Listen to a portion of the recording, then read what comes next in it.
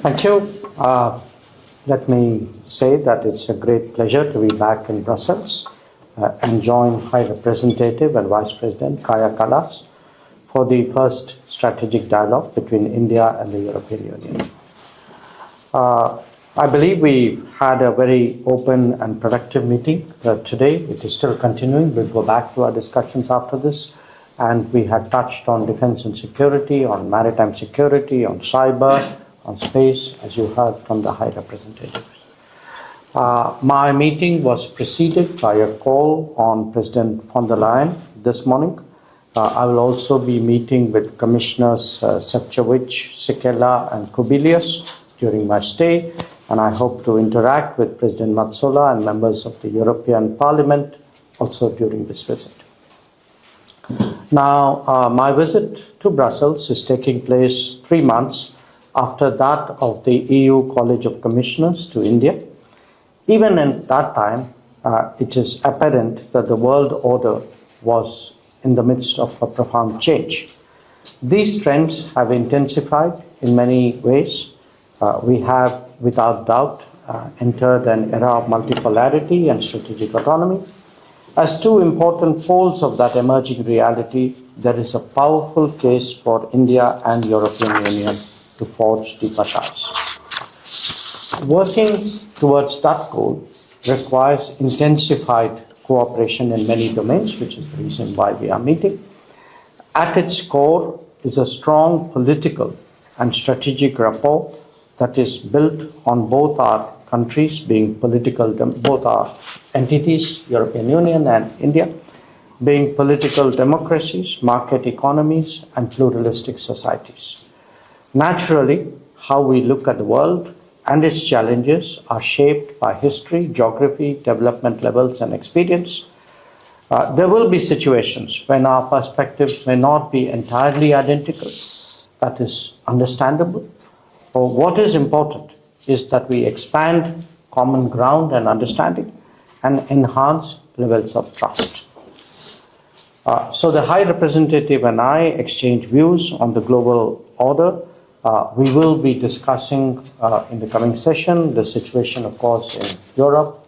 We will have, a deeper exchange on the Ukraine conflict. We'll be talking about West Asia, as we call it, Middle East for you, the Indian subcontinent, and the Indo-Pacific, amongst others. I'm confident that this will be useful and productive. And as I said, we have spent the morning discussing defense and security cooperation, various dimensions of it. Let me add that stabilizing and de-risking the international economy is today a strategic priority for us.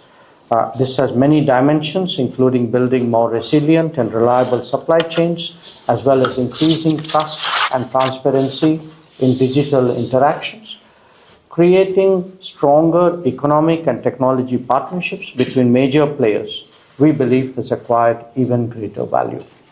It is with that perspective that we support the goal of concluding an ambitious and balanced India-EU FTA by the end of the year. We also see great benefit in holding an early meeting of the Trade and Technology Council. Allow me finally to make a few points about combating terrorism. We strongly believe that there must be zero tolerance for terrorism in all its forms and manifestations. In that context, it is also essential that we never yield to nuclear blackmail.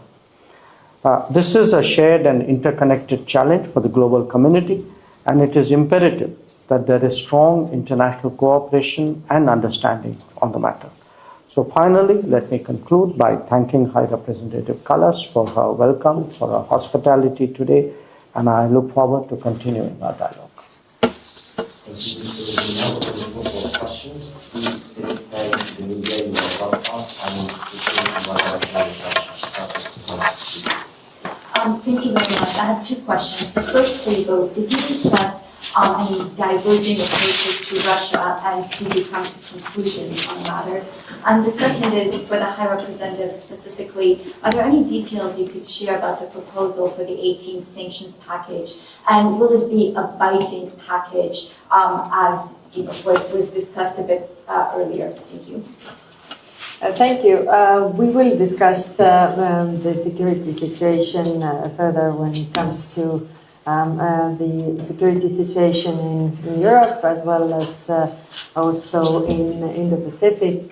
So we will have those discussions later on. When it comes to the details of the 18th package, we have a separate press conference today where we will reveal the details and we can talk about that then. I think the High Representative answered that question, which is we, in our talks, haven't come to the issue of the Ukraine conflict and Russia as yet. But I'm looking forward to that discussion because I think we obviously have our particular interests and our particular perspectives, which we both bring today. Thank you. Anybody? Turkish News Agency, Selam Valente. Two questions, if I may. First, about Israel's raid on international humanitarian airship to Gaza. There were 9 EU citizens in it, including one member of parliament, and several countries condemned it, and experts say that it's unlawful to stop it in the international waters. So what is the EU's position about it? And the same question for you, sir. And the second, if I may, it's about India-Pakistan conflict. I would say, will the EU take any initiatives about that to resolve the conflict in a peaceful way? Thank you. Of course, the consular protection for the citizens is up to the member states to provide. When it comes to international law, it has to be followed also in the international waters. But what we discussed today also is that we have to develop the international law further when it comes to maritime issues. Like we have the issue of stopping the shadow fleet, for example. We have the issue of subsea cables. All these things are new threats, new worries, and I think in the global multilateral fora we need to develop the international maritime law further. Well, I don't have anything particular to add to the first question, but to the second one, I'd like you to understand this is not a conflict between two states per se. This is actually a response to the threat and to the practice of terrorism. So I would urge you to make it, don't think of it as India-Pakistan, think of it as India-Terroristan. You will then appreciate it. Thank you. We go for NHK. My question goes to the High Representative. Thank you. Two quick questions. Will you be pushing today for India to have a more tougher position towards Russia? And then my second question is, since you were at the Shangri-La dialogue in 2 weeks ago, is the tightening cooperation between India related to the concerns you have towards China? Thank you. As mentioned before, we will have those discussions later on. I mean, it is clear also from the discussions that we have right now is that nuclear threats cannot pay off, and this is the mutual concern. We see different actors, in our case, Russia using these nuclear threats, and also we see other actors in the world using this. So we will discuss this further. And then what comes to our India policy, then we have our separate India policy that is related to our bilateral relations. It's not against anybody, but it's really to our benefit to see where are the mutual interests of both sides. And I think in this global changing world, we need more partners than less, and that's why we are working to really intensify our cooperation regarding security and defense, for example. May I take the last one over there? Yes. Dilavé from Radio La Bretagne, western part of France. Despite the Brexit, and probably due to the pressure of the geopolitical environment, there are more and more relations between the EU and the UK government now. Would you be in favor of more connections and also more EU officials or business leaders taking part in the next India Global Forum taking place in London on the 16th and 19th of June this year? Okay, I'm not particularly conversant with that forum, but certainly, for us, one, of course, we attach considerable importance to our relationship with the UK. We have actually made some big progress there, including finalizing our FTA with the UK. We certainly do see that on many issues with which we engage with the European Union, there are also issues which are relevant to our relationship with UK.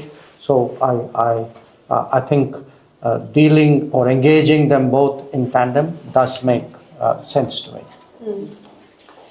Yes, and for us, we are, of course, we just finished the security and defense partnership that gives us possibilities to cooperate with UK even further. We were also mentioning in our meeting we have several forums and with India regarding different topics, but of course we also have different fora with UK and also looking forward to intensify the cooperation, especially on the security and defense field. Thank you very much. This brings in our question from Anne. We have to thank you very much. Thank you.